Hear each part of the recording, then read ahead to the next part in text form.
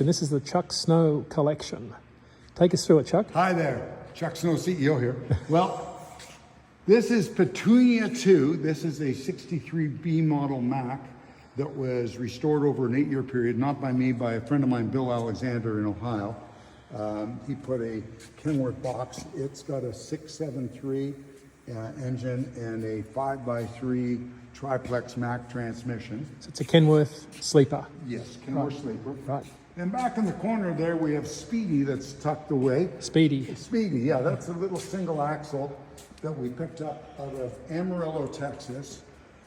It's a 64 B61, and it has a 673 in it as well. Now, this truck has a great history.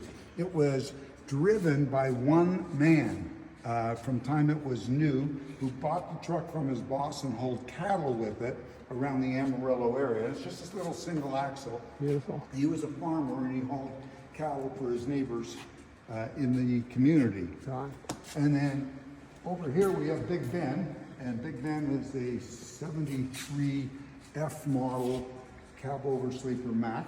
Right. And it's not a pure Mack because it does have a 350 Cummins in it.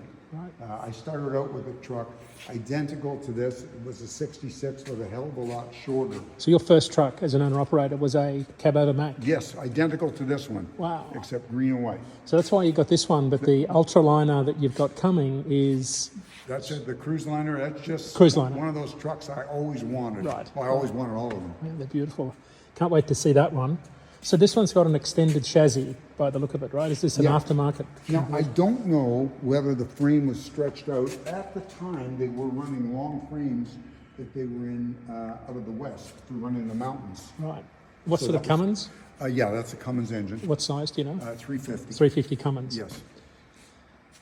No power steering for all No, you, it's got everything's got Armstrong powered steering Yep. except for the little Ford. except for this bad boy in the middle. That one there is the Ford Cabover 8000. Yep. It was originally, it's a 76. It was originally a Coca-Cola truck. It was bought by a U.S. senator who's actually the first indigenous senator in the U.S. I believe his last name was Ignacio. And he took it around to truck shows as well as pulled his RV with it. Right. It's got a little Cat 3208, and it's got an automatic transmission, believe it or not. And for those that follow Chuck and I on Instagram, you'll have seen this at the American Historical Truck Society, ATHS. Yes, that's right. Yeah, that's the one I drove down to York, PA, yeah. And it got almost 19 miles per gallon. 19 from Yes. That's pretty cool. No, I was not pulling a trailer. True. I only get 10 in mine. 19's good. This one's a little smaller than the Grumpy Pete. Just a little bit. I'm sure if these trucks could talk, there would have been a lot of BS, the last couple of days. Yeah. All the miles they've turned together. Yeah, there's a lot of history here, especially these cabover Macks. These are big trucks in the day. I remember growing up in the 60s and 70s with the cabover Macks and the B models. They were quite good. As a matter of fact, Mack borrowed this exact cab during, I think, around 1958 to 1960, because they needed an entry-level cab.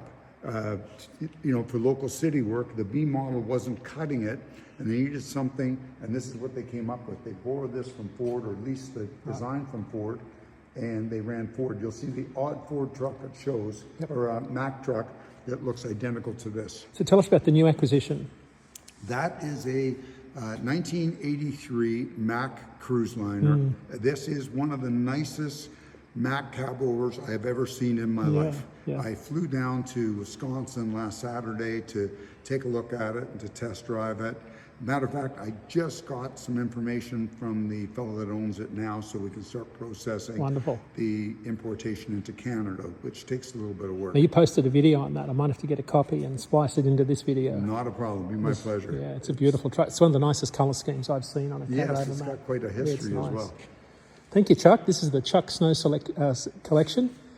Thank you. Here in Toronto. We're just on the outskirts of Toronto, actually. Well, we're just west of Toronto. Just west of Toronto. Well, I'm in Plymouth, Wisconsin this morning, and I've just picked up a new addition to the family fleet of Macks. It's a 1983 cruise liner, cabover sleeper. Want to see if I can share it with you here. This truck is just a beauty. It is black and tan color, and it is just, it was owned by the same owner. Hang on a second, I'm trying to do this. Owned by the same owner since 1985. Got quite a history to it. This color scheme was actually the first custom color scheme for one of these trucks done by Mack. And this fellow, Brian Schwind, I bought the truck from, is kind of an old soul. He's a truck history buff as I am, and found out about the history of the cruise liner and had this truck painted same color as the first custom paint job on one of these by Mack back in the 70s when they first came out. Incredible truck. I look forward to having it in the shop and keeping it with all the other trucks and taking it to shows to show everybody. There's a little look on. There's another workout for you today? Yeah. Armstrong powered.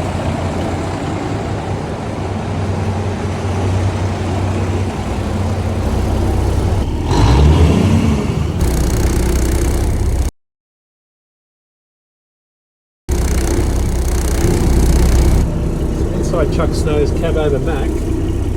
This is what they were like. High speed direct. You guys have never driven one, all want to drive them. Yeah, no they don't. Not for long They've distances. never driven.